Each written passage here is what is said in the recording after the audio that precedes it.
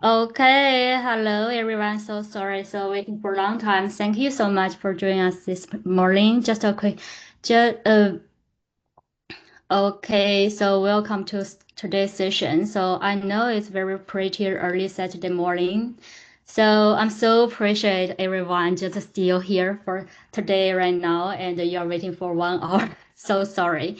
But because of the time zone difference, we scheduled this session a bit earlier than weekdays. And today is also a special bonus session for the AI and Web3 school. So we are very super and we are super happy to have Sophia from the Ethereum Foundation, Builder Growth team here with us today. And today's topic is open agentic economy from ERC-8004 or ERC-8183 to build a path.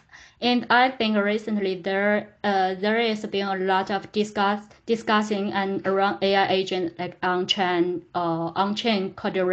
coordination and what the future agent economy could look like. So I think today's sharing is going to be really interesting. Okay, before we start, and feel free to say hi in the chat and let us know where you are joining from today. Awesome. And okay, so thank you everyone. So, all right, Sophia, I'll pass it over to you now. Amazing. And thank you all, everyone. And apologies again for the time zone mishap. But super excited to talk to you all today. Have an exciting presentation all about the future of AI and Ethereum. And I think this has been a big question that many people have had questions too and wanted to learn a little bit more about. So I am going to share my screen. Um, let's see. I think. Okay, and then let's see, make sure I can share my screen.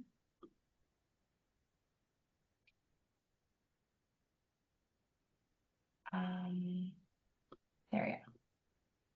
Cool. Can everyone see my screen okay? Yeah, yeah. Amazing. Well, I'm Sophia. I work on the developer acceleration team at the Ethereum Foundation. And so a lot of my job is talking to builders about why Ethereum and what are the opportunities for actually building on Ethereum. But what I'm excited to talk about today is where is Ethereum's role in the future of artificial intelligence? Artificial intelligence is really taking up the storm and how it's been coming and affecting all of our technology. And Ethereum has a very crucial role to play. And I'm super excited to talk to you a little bit more about that today. So before I get into the whole presentation, I wanted to just back up and do a big picture of AI and Ethereum and what the future of these two technologies are and the full context. Then I'll jump a little bit into what actually is Ethereum, why does its specific properties matter for AI, and we'll jump into real world examples for you to start building and areas that you can actually begin building and get involved in yourself. So to back up a little bit, I want to start back for where LLMs even began in the first place. And so way back when, there's been super huge improvements from actual AI capabilities. So over the last 18 months, large language models really went from a smart chatbot that you could ask questions to now agents that are writing code, moving money, making decisions, they're negotiating with software, they're hiring other agents and more. And so what we're really seeing is that AI is no longer just a tool that you query. It's actually starting to be a new type of economic participant, and it's actually starting to participate in the economy. And so then this new question comes up is if they are an economic participant, what rails do they run on? What infrastructure do they use? How do they pay? How do they build? And how do they actually make commitments? And what we're seeing is Ethereum is becoming this actual coordination layer for value and commitments. And I'll actually describe what coordination and value and commitment means later in this presentation. So why now? Why 2026? Why are we having this conversation about AI and Ethereum today? And why weren't we having this conversation last year or the year before or when Ethereum was created in 2015? Well, the big reason is that the rise of AI agents are growing at an exponential rate. a year ago, Davide Kropis, who leads the DAI team, wrote this interesting post called The Internet of Agents. And as you can see, we're that little red dot here. And he said that there was going to be this like a future internet full of agents. And at that time, it sounded really futuristic. But as you know, now that's become a lot more mainstream.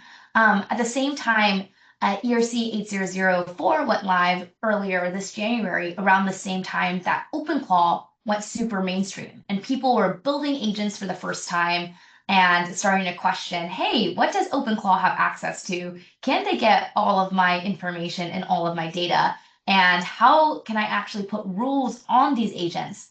And these are questions that people and mainstream people started to ask for the first time that they weren't really asking before. So what we're seeing is that all of these agents are popping up, and they're going to need infrastructure for transacting, negotiating, payments, and that payment infrastructure will shape everything about how that economy on top of it works.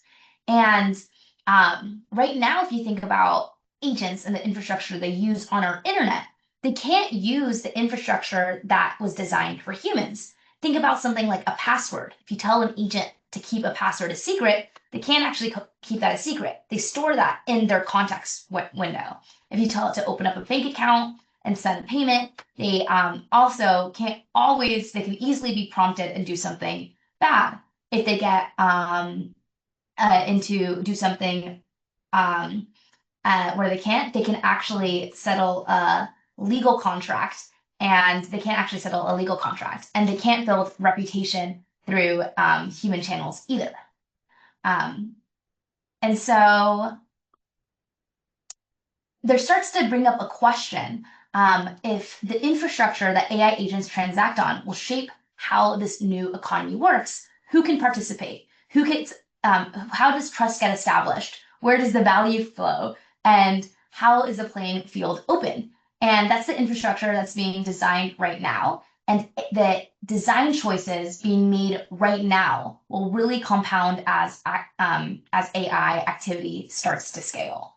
Also, I do just want to plug the chat that's here. At any point, if you just want to ask a question or jump in, I would love to make this interactive. And so feel free to add something in the chat. Perfect. So feel free. Let me check if I have anything in the chat.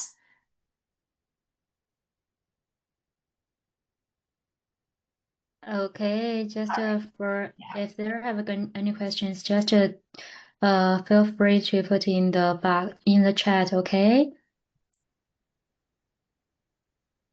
All right. Awesome. I don't think you have any questions yet. Okay. All right. So, Well, if you do, feel free to add any there. But ultimately, what I want to talk about, and the main point, is that Ethereum for AI really means Ethereum for humans. And so what Ethereum is ultimately is it's this public programmable blockchain that does two things. You can own things digitally without an intermediary, and you can coordinate with other people without a central operator. And moves value and enforces agreements without needing a middleman. And this is really important for the agentic economy. One of the unique things about Ethereum is that its design principles that Ethereum is actually built around. So we use the acronym CROPS, and these are the design principles that make Ethereum uniquely Ethereum and not just another blockchain. So these design principles stand for censorship resistance, open source and free, privacy, and security. And ultimately, what this enables is a whole suite of applications. You might be familiar with DeFi and financial applications, but you can also do things with identity, governance, and AI agentic infrastructure. And so let me jump into this next slide about why Ethereum's design fits AI agents. Really fast. Okay, 1 second. I'll be right back. I'm just going to switch my computer so that I have better audio.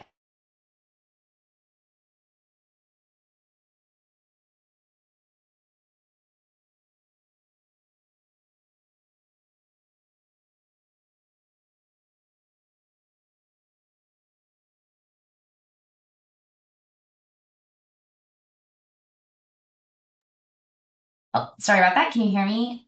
Okay, still here. Hi, Sophia. Just just a little question. Can you explain crops in details? Because I think some guys from the school don't know it very Yeah, much. I would love Yeah, to explain more thank you. about crops. So let's jump into right here, if you can see my screen. So a little bit about what crops actually stands for. There's four aspects of this, and this is censorship resistance, open source and free, privacy, and security. And so ultimately, if you think of something like censorship resistance, let's see, sorry, my screen got paused because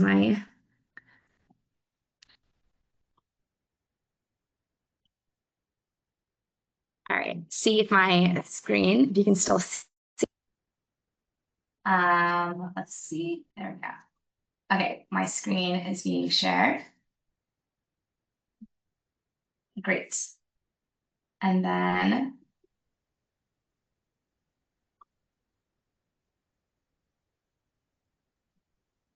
see. But yeah, so crops, I can break down these few about what they ultimately mean. But censorship resistance is about no single actor being able to block valid transactions or valid activity on the network. And so something, for example, like a smart contract, when you put smart contract and actually deploy that code on the blockchain, and say someone interferes and tries to say, hey, and tries to execute that code, and someone wants to block that code, you can't actually do that. It's censorship resistance. So every single valid transaction does actually go through and does actually run.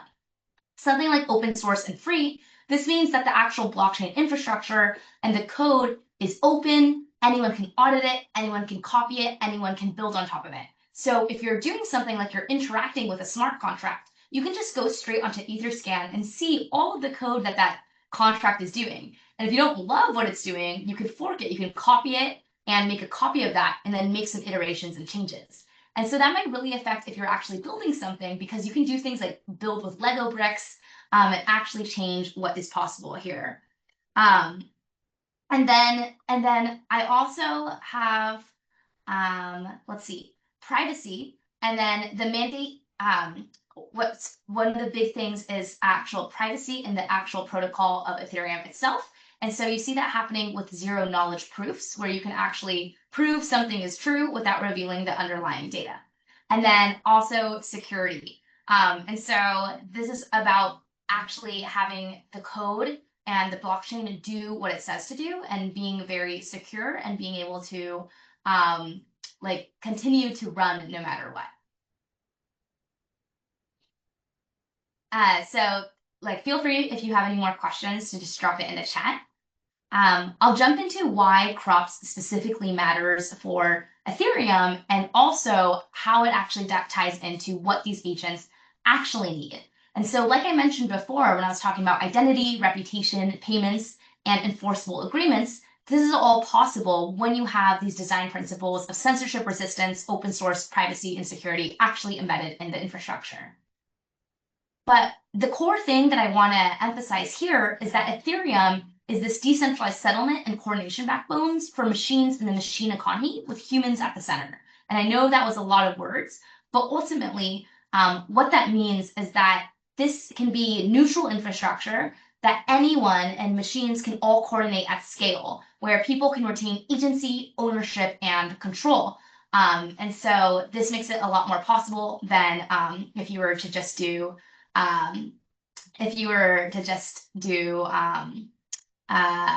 this without having a neutral layer, if you had like one company that was deciding the entire infrastructure that these agents would run on. And so what makes Ethereum that neutral layer? Ultimately, it's somewhere where people can settle value and make commitments. They can have identity, reputation, and agreements live out in the open. And the rules can be inspected and governed by humans.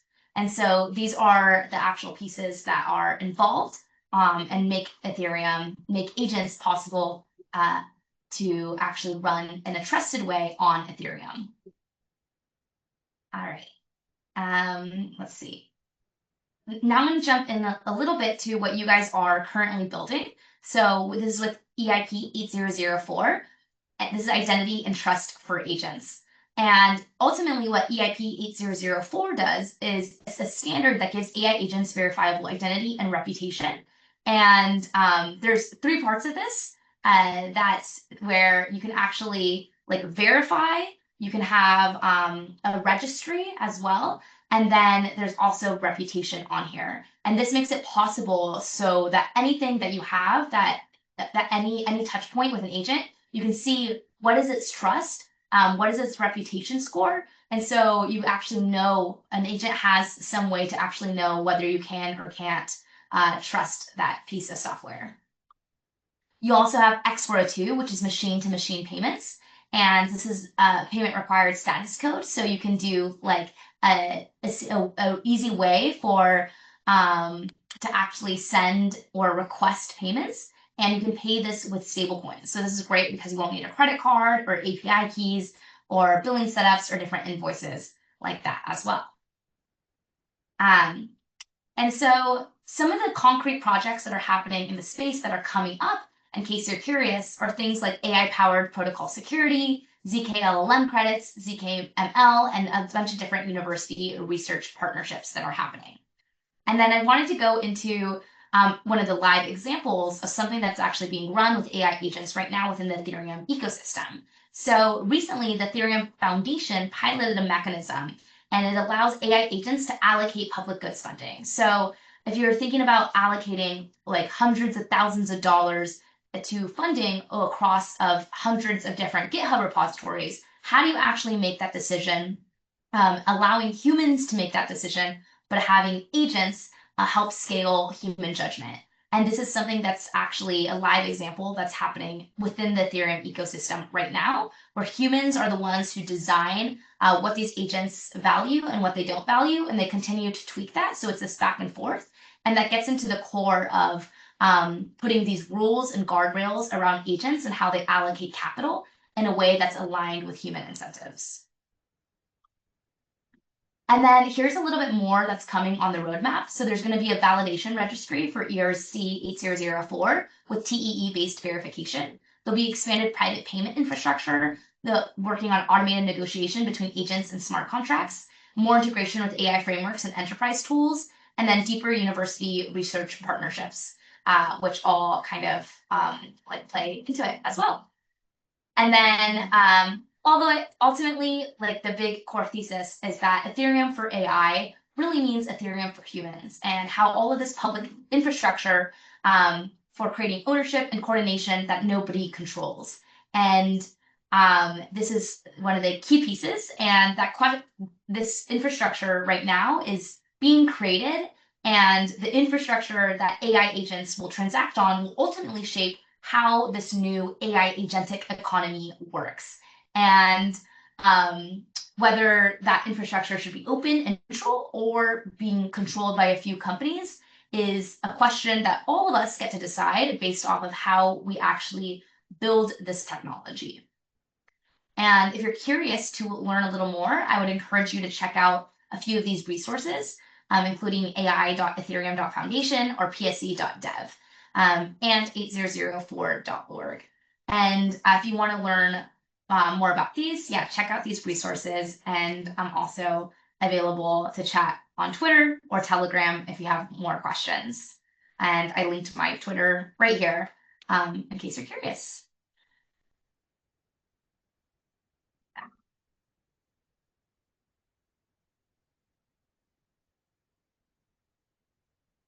Okay, thanks for sharing.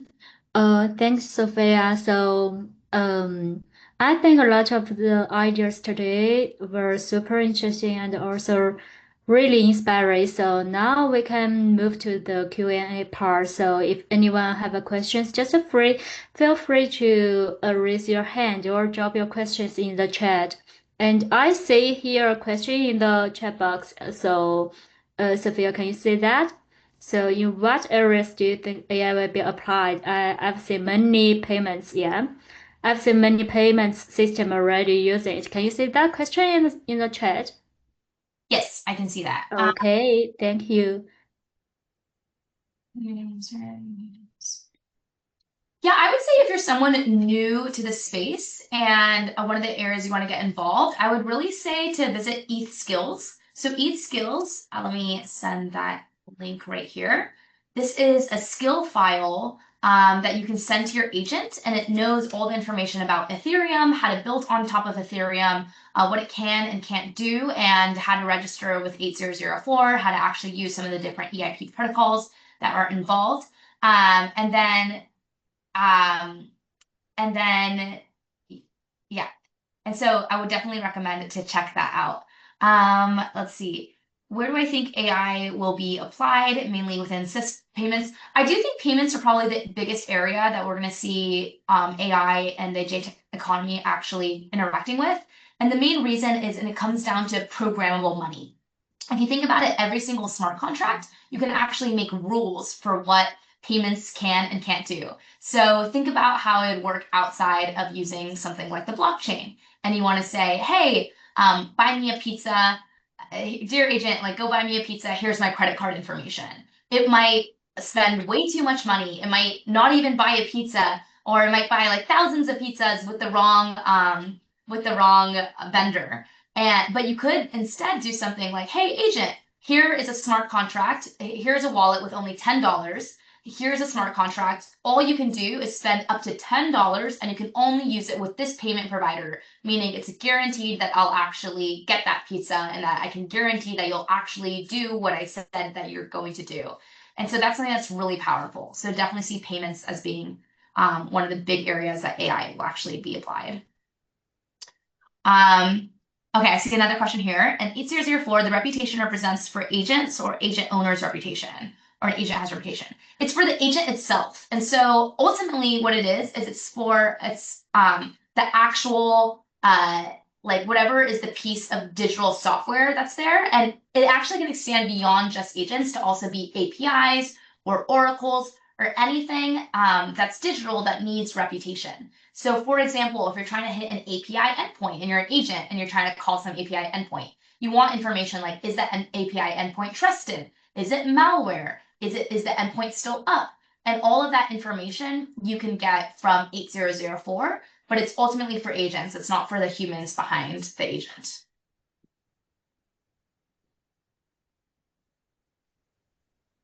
Hi, Sophia. I'm Swing from East Panda. If you know me, a Yes, connection I think we on got connected on Telegram. Telegram. Awesome, yeah. Yeah, and I also help initiate this AI Web3 school. And a core belief behind the school is that AI is becoming a new layer of internet infrastructure. Recently, AI feels dramatically different from even a few months ago. I mean, not a year ago, but a few months ago. Silicon Valley is now putting real capex into infrastructure expansion, not just talking about infrastructure as a narrative. We used to talk it as a narrative, but now it's becoming true. I'm especially interested in agentic commerce, including what you have just included, ERC-8004, ERC-8183, and related primitives. But I also see a gap while AI is accelerating very fast. On-chain agent activity seems to be growing slow. For example, the AGDP, which is initiated by Virtuous, has only moved from around like 3 million